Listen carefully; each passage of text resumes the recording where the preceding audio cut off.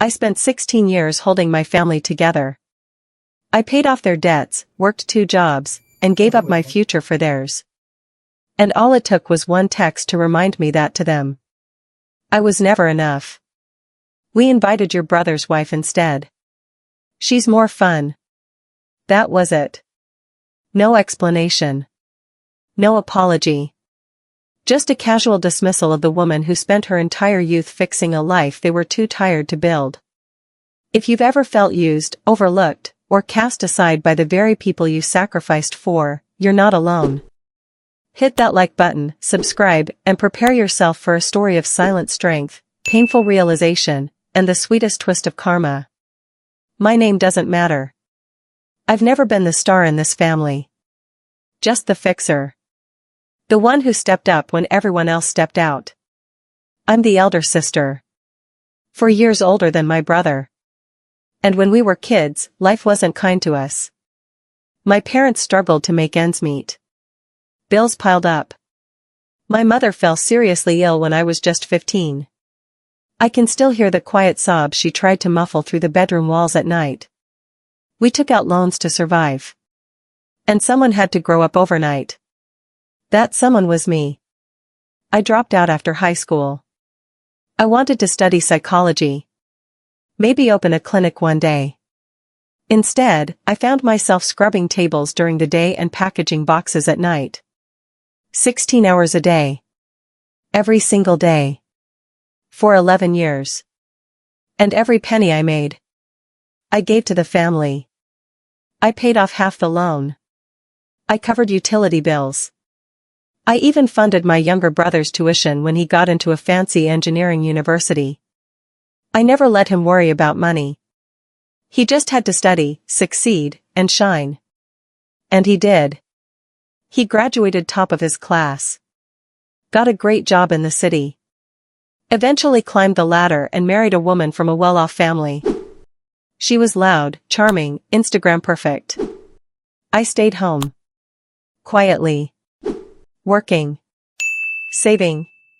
Still helping where I could. I didn't expect applause. But I thought, at the very least, I'd earned some respect. Last fall, I decided to do something special. My parents' 35th wedding anniversary was coming up. So I planned a trip. Not just any trip. A proper, cozy, fall getaway in the mountains. I researched for weeks. Compared hotels. Calculated every rupee. Booked charming cabins. Even arranged a special dinner under the stars. I didn't even tell my parents at first. I wanted it to be a surprise.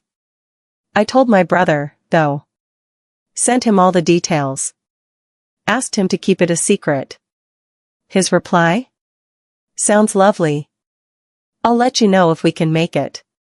2 weeks before the trip, I got the text. Hey, just a heads up. We're giving your spot to Emma. She's more fun and will keep the mood light. Hope you understand. Hope I understand? I stared at the message for what felt like hours. My hands were trembling. I couldn't even blink. All I could think was, so that's all I am to them. The boring sister.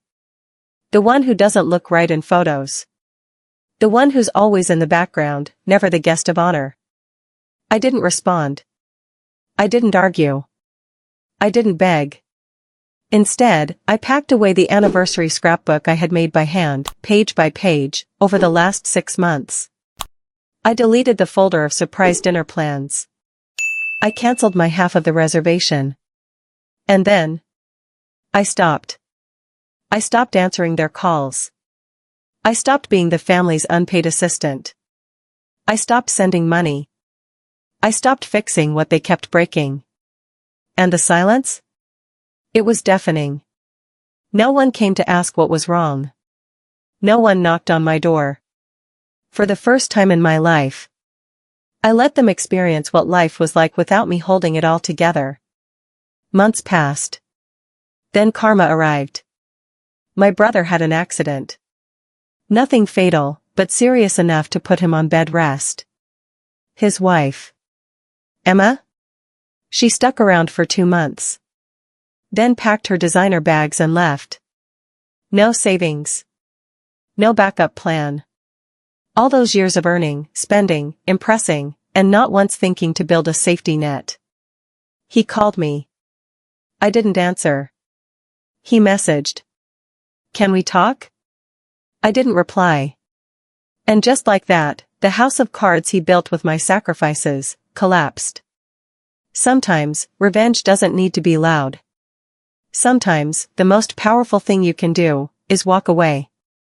I wasn't cruel. I didn't wish him harm. But I also didn't lift a finger to save the people who pushed me out when I wasn't convenient anymore. And that was enough. If this story touched something in you, if you've ever been the one holding everyone else up while no one noticed you, then you know how hard it is to let go. But sometimes, it's the only way to heal. Smash that like button, subscribe for more true stories like this, and tell us in the comments. Have you ever had to walk away from someone who took you for granted? Your story might help someone else feel seen.